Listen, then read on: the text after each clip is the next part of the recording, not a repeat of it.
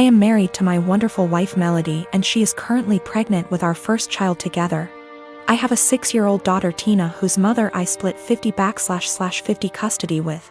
So I know for the most part what Melody needs in order to feel supported while she carries our child. I have been spending lots of time making sure she's comfortable and taking on more of the load at home so she's not doing too much. This is her first child after all, and it's obviously a lot for her physically and emotionally. My mother and Melody don't get along too well. Mom didn't like my ex either. We broke up because we were headed on different paths, not because of my mother, and there's no bad blood. So I think she just doesn't like her because she's dating me for whatever reason. It's weird. She's very nitpicky about Melody, how much she does around the house, how emotional she is. Melody already cries very easily, and being pregnant has made her even more sensitive, which is fine. The fact that she wants to be a stay-at-home mom, it just seems like nothing Melody does is okay. I do, however, stand up for her and do not just allow my mom to talk down to her. Today, before picking up my daughter from summer camp, Melody went to 3 different grocery stores to find rotisserie chicken. She's been talking about it since last night and really wanted one. She sent me picture messages documenting her quest for the chicken and finally found it. My girl was happy. Rotisserie chicken is also kind of a comfort food for her, like spaghetti, because her mom used to make one of those when she was having a lazy day and didn't feel like cooking. She was planning on serving that with some other basic sides for dinner, perfectly fine by me. My mother came by to see Tina and started telling Melody the chicken is bad for her and she should not be eating that pregnant. Melody said it's fine, she usually eats healthy and just wants this one thing she's craving. My mom went on about how unhealthy it was and said she needs to eat something else. Melody said no and went to the backyard to FaceTime her family out of state. When she came back, my mom had thrown out the food and ordered takeout, a salad for Melody and pizza for everyone else.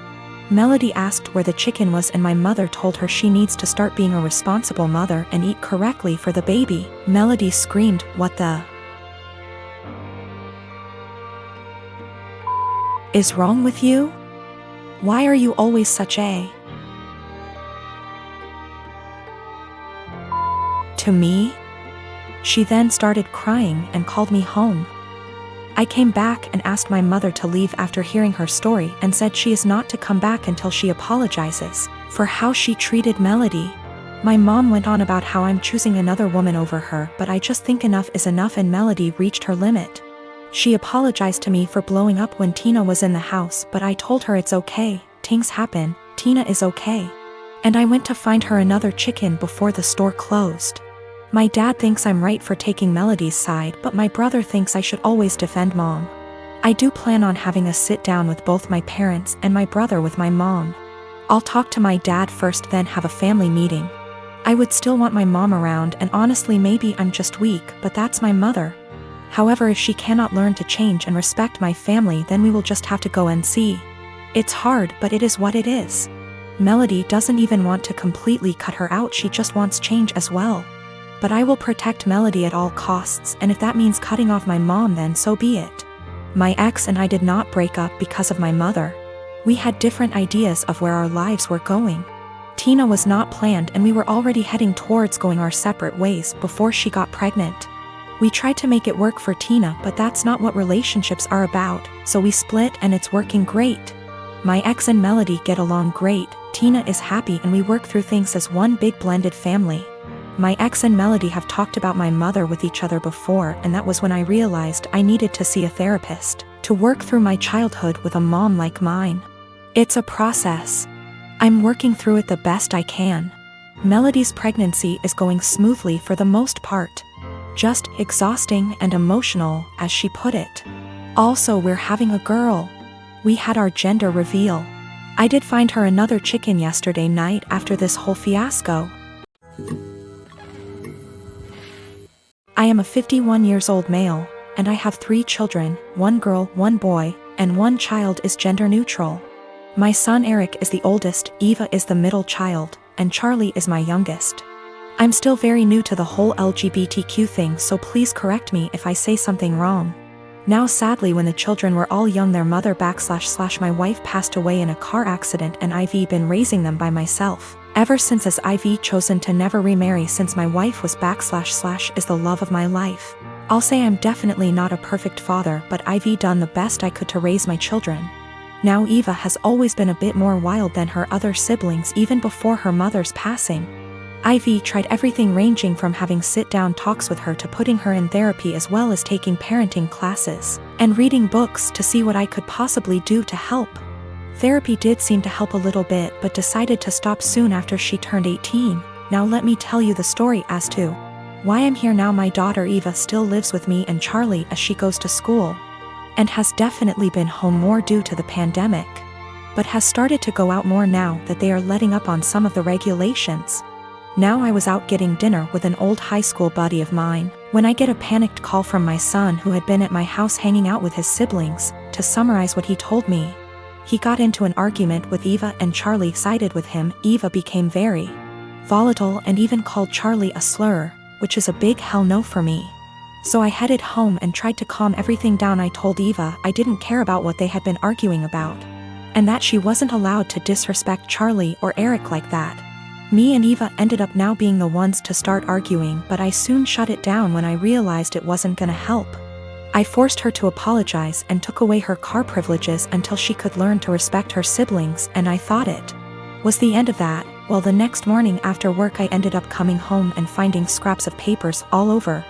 At first I didn't get it, but then soon found out that she cut up about half a dozen letters her mother had written me when I was much younger. I was livid.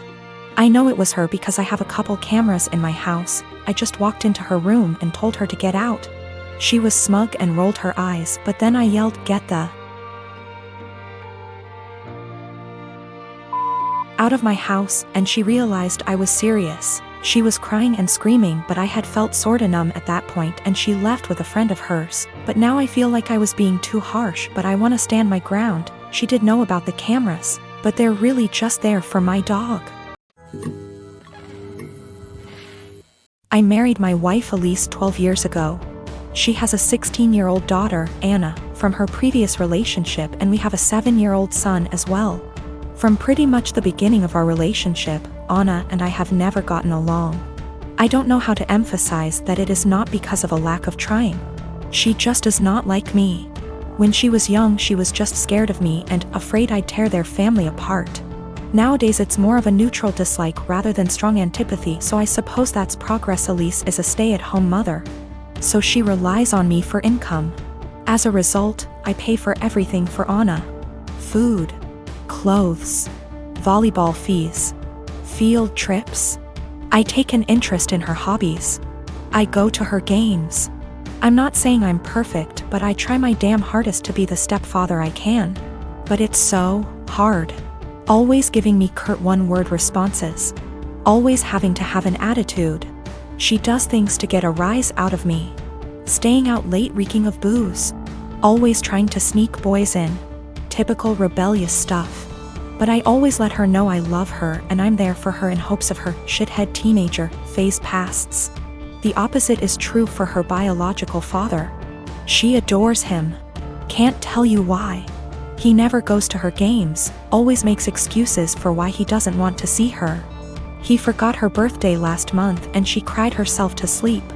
Well, anyways, Friday, I came to her room to check her phone and read her messages. Not a permanent thing, but she's been caught sneaking out twice in the last month, so this is her punishment. I ask for the phone. She says, "No, I'm tired of you checking my shit, leave me alone." I tell her I'm not asking again and she goes, "Just off already. You're not my real dad. You never have been. Stop acting like you can tell me what to do," before getting up and slamming the door. Like I said, guys, I'm tired. Tired of the blatant disrespect. Of being the verbal punching bag while still providing more for her than anyone else in her family. We haven't really talked since until this morning during breakfast. She asked if I could pay for her plane tickets so she could see her boyfriend cross-state. Like I said, her mom doesn't work and her dad is a POS, so I normally would be the one to cough up the money. Not this time. I responded, "Go ask your real dad." I could tell she was hurt. Tears swelled up from her face and she excused herself from the table. My wife took me aside later and said my comment was extremely disrespectful. I said if anything's disrespectful, it's her treating me like a doormat and a credit card. And I will no longer tolerate this treatment in my house. I told her we don't have to be friends. But if she can't at least be cordial to me or respect my position as an authority figure, she can find someone else to pay for her non-essentials. My husband and I have been married for 3 years now. I have a daughter, 15 years old, and he has a son, 24 years old. I am friendly with my stepson, but we aren't close. He has a biological mother who is a perfectly fine woman. I'm not here to take the role of his mom.